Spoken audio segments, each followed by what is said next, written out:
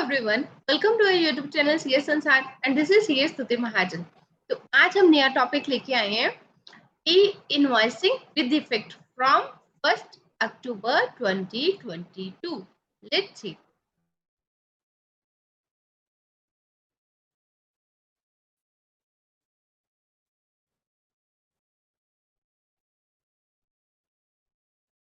GST e-invoicing new rules applicable from 1 October 2022। As you all know, day by day E invoicing की जो limit है वो government जो है वो रिड्यूस करते जा रही है। द रीजन बीइंग कि जितने ज्यादा ई इनवॉइसिंग के दायरे के अंदर आएंगे उतनी टैक्स इवेजन जो है वो कम हो पाएगी। तो नोटिफिकेशन आई है अपने पास 17/2022 दैट इज रिलीज्ड ऑन 1 अगस्त 2022, जिसके अंदर क्या कहा गया है? In the said notification, in the first paragraph, with effect from 1st day of October 2022, for the word 20 crore rupees, the words 10 crore rupees shall be substituted. As you all know, अभी जो at present जो limit चल रही है ई invoice बनाने की, वो कौन सी कैटेगरीज कवर कर रही है, कौन से टैक्स पे उसके अंदर आ रहे हैं जिनकी टर्नओवर 20 करोड़ रुपीस है, तो वो सारी कैटेगरी जो उसके अंदर कवर हो रही है ई इनवॉइसिंग के अंदर। अब उस इनवॉइसिंग की जो 20 करोड़ की जो लिमिट है उसको रिड्यूस करके 10 करोड़ कर दिया जा रहा है विद इफेक्ट फ्रॉम 1 अक्टूबर 2022 से।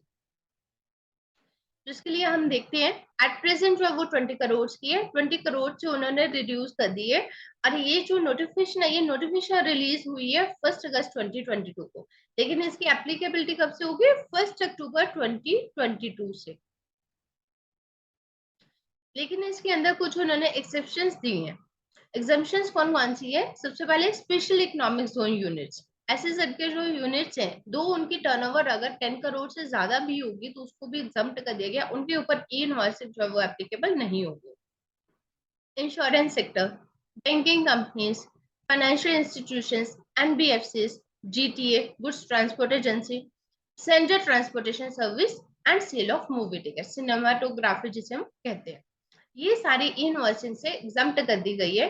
दो इनकी टर्नओवर जो है वो अगर 10 करोड़ से ज्यादा भी रहेगी तब भी इनके ऊपर इनवॉइसिंग जो है वो एप्लीकेबल नहीं होगी। तो इसके लिए गवर्नमेंट ने एक क्या बोला है कि इन ये जो इसके एक्सेप्शन के दायरे के अंदर जो आएंगे, इनको अपना जब भी इनवॉइस काटना है, इनवॉइस काटते हुए इनको नीचे डिक्लेरेशन देनी होगी। क्योंकि कई बार क्या आते हैं कि हमें लगता है कि जैसे सपोज मान लो कोई एसईजेड का यूनिट है, तो हमें लगता है इसकी टर्नओवर जो है वो 10 करोड़ से ज्यादा है। अगर इसकी टर्नओवर 10 करोड़ से ज्यादा है तो उसके ऊपर इनवॉइसिंग एप्लीकेबल होगी, बट वो ई इनवॉइसिंग उसके ऊपर एप्लीकेबल क्यों नहीं है? क्योंकि वो एग्जम्पशन के अंदर आ रहा है। तो जो भी एग्जाम्प्टेड कैटेगरीज है उनको अपनी इनवॉइस के नीचे डिक्लेरेशन देनी होगी कि दो उनके टर्नओवर जो है वो 10 करोड़ से ज्यादा है, बट वो एक्सेप्शन कैटेगरी के अंदर आ रही है, इसलिए उनके ऊपर इनवॉइसिंग जो है वो एप्लीकेबल नहीं है। अब इसके साथ ही में हमने कुछ इसके फैक्ट्स भी बनाए हैं, इनवॉइसिंग के ऊपर फैक्ट्स है जो कई सारी क्वेरीज आते हैं। Can an invoice be cancel partially और फुल? जैसे अपने पास कई सारी क्वेरीज आ रही हैं, तो उन्हीं को देखते हुए जो फैक्ट्स हमने यहाँ पे बनाए हैं। Can an invoice be cancel partially और फुली? तो इसके लिए क्या है, कभी भी आप एक इनवॉइस पूरा का पूरा बनाओगे और उसको जब भी आपको कैंसिल करना होगा तो पूरा इनवॉइस ही आपका कैंसिल होगा। कभी भी पार्शियल वे में आप कैंसिल नहीं कर सकते कि क्वांटिटी रख लेते हैं, अमाउंट उसका चेंज कर देते हैं, या इस तरह से नहीं होगा। आपका इनवॉइस बना है, या तो पूरा रहेगा या पूरा कैंसिल होगा। अब जो इनवॉइस भी जो कैंसिल करोगे तो वो 24 आवर्स के अंदर आपको कैंसिल करना पड़ेगा। अगर आप उसके बाद कैंसिल करते हो तो आपको उसके लिए मैनुअली पोर्टल के ऊपर जाकर रिटर्न फाइल करने से पहले मैनुअली उस इनवॉइस को कैंसिल करना पड़ेगा। तो इसका आंसर सीधा सा है कि इनवॉइस जब भी आपका कैंसिल होगा, फुली इनवॉइस जो है वो कैंसिल होगा। Next, will the bulk uploading of invoices for the generation of IRN be possible? बहुत ज्यादा इसकी क्वेरी आती है, क्योंकि ई इनवॉइस जैसे आप गाड़ी निकालोगे, कोई भी आप डिस्पैचेस करते हो तो आपको ई इनवॉइस उसका बनाना पड़ेगा। ठीक है, तो हर कोई क्या क्वेरी करते हैं इसके लिए कि क्या कुछ ऐसी पॉसिबिलिटी है कि दिन के लेटेस्ट पोस्ट हमने 50 इनवॉइसेस बना लिए तो 50 ही हम उसी समय ई इनवॉइस उसका वो जनरेट कर दे, उसको डायरेक्टली अपलोड कर दे? तो इसका आंसर है नो। आपको जब भी इनवॉइस ई इनवॉइस आपको जब भी बनाना है, आपको 1 by 1 ही अपलोड करना पड़ेगा ई इनवॉइस बनाने के लिए। Will there be any facility for invoice generation on the common GST portal?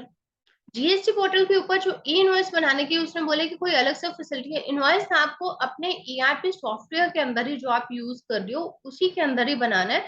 और ई इनवॉइसिंग के जो भी कॉलम्स है, जो भी उसका प्री डिफाइंड मैंडेटरी पैरामीटर्स है, उसको आपको अपने सॉफ्टवेयर के अंदर इनवॉइस के स्ट्रक्चर के अंदर ही ऑटोमेटिकली फिट करवाना है उसको।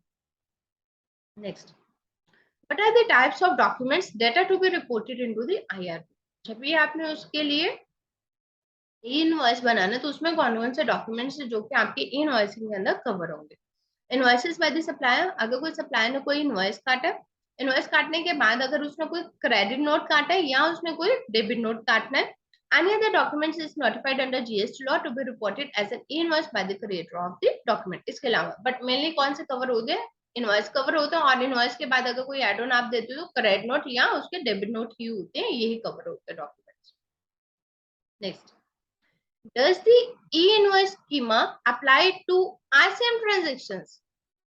तो ये भी एक बहुत ज्यादा क्वेरी आती है, जो RCM ट्रांजेक्शन्स है, ठीक है, तो क्या ई इनवॉइस जो मैकेनिज्म है उसके ऊपर अप्लाई होगा? यस। आप ये नहीं बोल सकते कि आपके जो गुड्स है वो आरसीएम के अंदर आते हैं, लेटेस्ट सपोज जैसे जीटी आरसीएम में आते हैं, तो आप ये नहीं बोल सकते कि उसके ऊपर इनवॉइस की एप्लीकेबिलिटी नहीं है।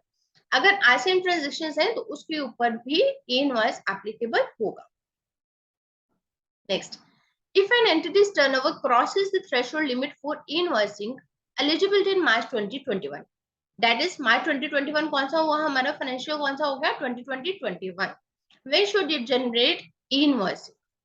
कभी भी आपने क्या देखना है, जिस फाइनेंशियल के अंदर आपकी लिमिट खत्म हो गई, आपकी लिमिट जो है वो क्रॉस हो गई, जैसे इस समय 20 करोड़ की है, तो 20 करोड़ की आपने जैसे एक्सीड कर लिया, आपकी टर्नओवर एक्सीड हो गई, तो आपकी एप्लीकेबिलिटी कब से बनेगी? नेक्स्ट अप्रैल से। अब हम इसमें देखते हैं, to calculate e invoicing eligibility the preceding years turnover beginning from financial 2017-18 जब से जीएसटी आया है should be considered. Hence, if a business turnover exceeds the prescribed limit in a financial year, it would be required to generate e-invoice from the beginning of the next financial year. Let us suppose अगर मार्च 2021 के अंदर उसकी turnover जो है वो threshold limit अभी जैसे 20 करोड़ की चल रही है, तो अगर उसकी लिमिट एक्सीड हो गई है तो उसके ऊपर कब से होगा एप्लीकेबल होगा? Invoicing will be applicable from 1 अप्रैल 2021। जो नेक्स्ट फाइनेंशियल होगा हमारा 1 अप्रैल से, तब से उसके ऊपर एप्लीकेबल हो जाएगी invoice. Next, the aggregate turnover for invoicing eligibility is to be considered from financial 2017-18 onwards। हमने बोला however GST was implemented only on 1 July 2017, तो उसके लिए क्वेरी आती है, तो आपको जो GST इंप्लीमेंट हुआ 1 जुलाई 2017 के अंदर, तो आपको जो टर्नओवर वो देखनी है, वो कौन सी टर्नओवर देखनी है? 1 अप्रैल से लेके पूरी देखनी है या 1 जुलाई 2017 से लेके देखनी है? तो इस केस में फाइनेंशियल 2017-18 के लिए, क्योंकि आपका जीएसटी कब से आया है? 1 जुलाई 2017 से आया, तो आपको एग्रीगेट टर्नओवर जो आपको कंप्यूट करनी है that is from 1 July 2017 to 31 March 2018। Next, what are the supplies currently covered under e invoicing? जिसमें कि ई इनवॉइसिंग के अंदर कौन कौन सी सप्लाईज कवर की गई हैं? E invoicing currently applies to B2B supplies, जो भी हमने सप्लाई किया रजिस्टर्ड पर्सन को, तो वो सारी ई इनवॉइसिंग के अंदर कवर किए गए हैं। सप्लाईज टू एसईजेड्स with or without payment of tax, exports with or without payment of tax and deemed exports। Exports के केस में आपका इनवॉइसिंग कंपल्सरी है, ठीक है, मैंडेटरी है। एक्सपोर्ट्स के लिए बहुत सारी क्वेरीज आती है कि अगर हम एक्सपोर्ट करें, क्योंकि जनरली क्या होता है कि एक्सपोर्ट कर रहे हैं, दैट मींस अगर हम इंडिया से बाहर भेज रहे हैं तो उसके ऊपर क्या इनवॉइस लगेगा? यस, उसके ऊपर भी इनवॉइस उसका भी बनेगा। और जो सप्लाईज टू सेल्स, सेल्स के अंदर क्या है, हमने बोला सेल्स के लिए एक मेरे पास क्वेरी आई थी, उसके अंदर क्या कहा गया था कि उन्होंने क्या किया कि सेल्स एग्जम्पशन कैटेगरी के अंदर है, तो एक जो अलग से टैक्स पेयर है जिसने सप्लाई किया सेल्स को, तो उसने क्या किया कि सेल्स क्योंकि एग्जम्पशन कैटेगरी में उसका इनवॉइस नहीं बनाया। तो अगर आप सप्लाई कर रही हो सेल्स को, तो आपके ऊपर तो इनवॉइसिंग एप्लीकेबल है, तो आप ये नहीं देखोगे कि आपने सेल्स को अप्लाई किया तो उसके ऊपर इनवॉइसिंग एप्लीकेबल नहीं है, तो आप भी इनवॉइस जो वो नहीं बनाओ।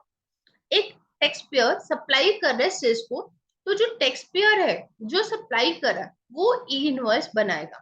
लेकिन अगर वही सीन सेल्स अगर कोई सप्लाई करता है तो सेल्स एग्जम्पशन कैटेगरी में आएगा, सेल्स जो है वो ये इनवॉइस नहीं बनाएगा, ठीक है। तो ये काफी कंफ्यूजिंग पॉइंट था, तो इसको जरा ध्यान से हमें देखना पड़ेगा। और एक्सपोर्ट के लिए हमेशा आपको ई इनवॉइस बनाकर ही एक्सपोर्ट करना है। Next, is e invoicing applicable to nil rated और wholly exempt supplies? No, e invoicing जो है नील रेटेड और होली एग्जाम सप्लाईज के ऊपर एप्लीकेबल नहीं है। ई इनवॉइसिंग का बेसिकली पर्पस क्या है? जब आपने पोर्टल के ऊपर इनवॉइस बना दिया, दैट मीन्स आपने उसका टैक्स भी वहां पे टैक्स लायबिलिटी क्रिएट कर दी। गवर्नमेंट को क्या है कि टैक्स इवेजन को इवेट करना है, कि टैक्स इवेजन ना हो, इसलिए वो ई इनवॉइस बनवा रही है आपसे, ठीक है।